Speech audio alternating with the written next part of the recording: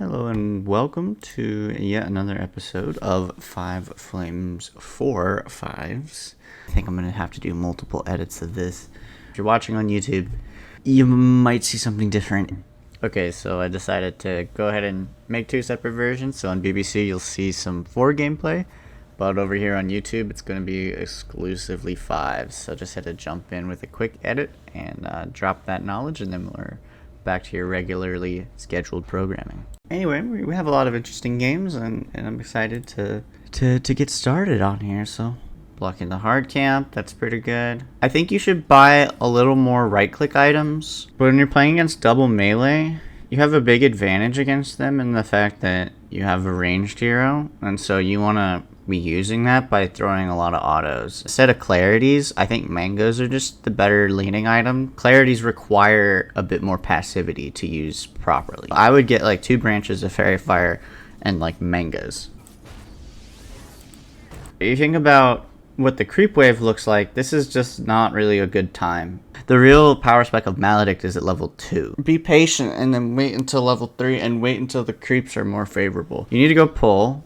The wave's pushing really hard. Oh, so you got 2 points in Cask. I think you always want 2 points in Maledict. This is a really terrible choice for him to do this. His centaur is far away and has no mana. When he's like casting all his spells on the anti-mage, you should just cast him. You do it, but it's just a little late. When you're playing Witch Doctor, you want to be thinking about, okay, how many people are near each other? If I cast now, like, where's it gonna bounce to? Bang, you cast these guys 1, 2, 3, 4. It's gonna hit both of them, and you could probably double Maledict them at the same time. You just have to be on the lookout for this type of situation. So you're about to cast here. There's so many creeps, like, you have to get pretty lucky to get more than, I mean, even 1 bounce on extra heroes. The other reason you should maybe consider not doing that is look how close you are to level 4. You just wait for like a couple seconds for like one of these creeps to die. Once 1 creep or 2 creeps or even 3 creeps die, your Cask is going to be better. It's going to be more likely to hit heroes a lot. You're going to get the level 2 Maledict,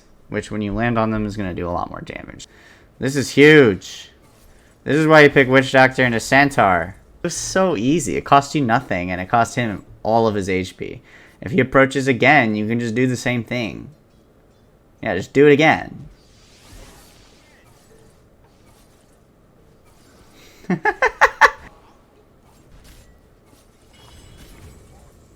Excellent stuff. I like the Blightstone. You're doing an excellent job of harassing. I love what you're doing here. Because you're standing over the side. You're really taking advantage of your long range. You're not aggroing the creeps at all. You have this Blightstone, so you're really good at doing this. They are so sad right now. That will work. Excellent. Kill. I do think you could enchant a creep. You should heal your boy. Maybe you could have healed him earlier. But you get the double kills, so. I love how relentless you are with just right-clicking them. I do think you should use enchant, other than just use it as a slow for Jug, but I mean, it is really good as a slow for Jug, too. You really probably should go mid, especially now that your mid laner is getting, like, dove. You could have TP'd. As Enchantress, you want to find yourself in the mid lane anyway, because you're really good at pushing, especially if you get the troll creep. Trysoft is about the same rank as me. I don't know how much I'm going to be able to help, but I'll still try. I really like the stick pickup against Mars. I think blocking the hard camp makes a lot of sense. Winter Wyvern's really bad at contesting pulls. I would maybe use Q earlier. I like to use it as early as possible. I'm never very comfortable usually sitting in lane with full mana. Do you have your Q again? So I'd be trying to use it. I like the way you have your camera. A really good spot to kind of watch everything. Nice. I love this go. Good recognition of the creep equilibrium. I'd be trying to spam the Q a lot. Because you're not going to kill him, but like if you just hit Mars with the Q, then doesn't he just get pretty low? And then your next Q, then he's actually in danger, right? Because I feel like you're either using all your spells or we're not using any of them. And I just think there's like a happy medium you can find. Maybe you've tried that and like it didn't work out that well, or for whatever reason you feel like this is more of like a commit or don't kind of lane. Maybe the mana sustain is going to be a problem if you use your Q just casually. I never played this hero, so there's like Phoenix specific stuff happening. I don't know about it. You have a lot of tangos, and you could probably just eat one. You do it. You could probably have done it earlier. A lot of times when you trade, the first thing you want to do is just eat a tango. Okay, so here you're going to try to deny the range creep. There's no way you deny this range creep. He's going to just use Q and he's going to get it. So just attack him instead and just get a little bit of harass.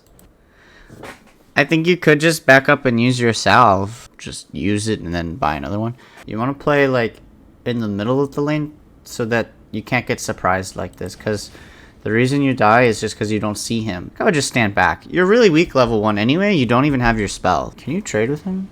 With the fire spirits, I think you can. You definitely can. Without the fire spirits, you have to back off. So that's a good awareness of when you can and can't trade. And then you walk back though, which was a little rough. You could also stack. I feel like you're spending a lot of time not doing very much.